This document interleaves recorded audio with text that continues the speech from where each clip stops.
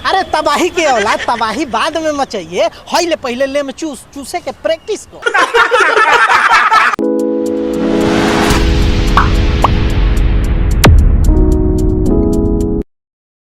ऊपर वाला तोरी तोहर जीभे से, आ दीदी तोहर तोरेली मिले से।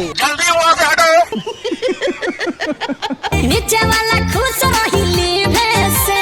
ई बात तो तू एकदम सही कहले कि नीचे वाला खुश रहेला लीभे से ना लेले से। लेकिन एगो बात बताओ कि तहरा कैसे पता बा? Good question. तू कहीं भाई बहन के रिश्ता के कलंकित कर दिल बड़े का? ई कुल्फी राजा विकेट चौहानवा के तर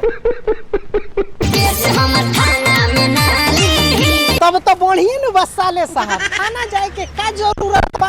अब बतावा जरा कि थाना जइबो परेशान होबो। बात तो सही है। आ जवन बतिया तू गावे लो गानवा में, उहे गानवा उहे बतिया अपना घरवा के बहन बेटिया के बारे में सोच लियल करो एक बार। ये बड़ी अच्छी बात कही है। कोटी जहिबू तू लेके जो ठीक कराई। क्या बोला तूने?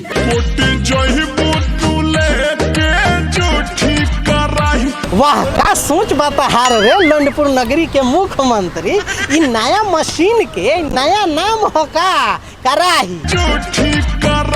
अब बहुत बढ़िया नाम देले बड़े रे, रिसर्च कइले बा, मेहनत कइले बा भाई लोग, वेरी गुड। सम्मानित कइल जावे एकरा के 4 जूता से।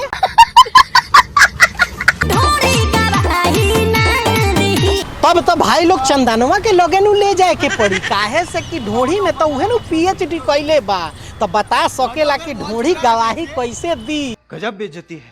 ओसो ठंड में मचा दे होगा तना तबाही। वाह क्या सीन है। ओसो ठंड में मचा दे होगा तना तबाही। अब बताएं लोगिन ई एकर बहिन चोरैटरवा कुछ ज्यादा जानकार ना हो गइल बा।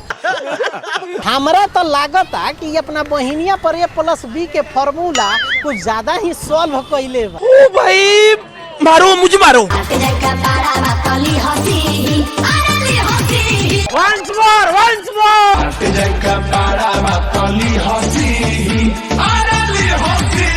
रुको जरा। हाँ वो तो सी ली ही, लेकिन तू कहाँ सीबे? अरे कहना क्या चाहते हो? जब तोहार गणवा लेत में तोहार गणवा फाट जाई त कहाँ सियबे?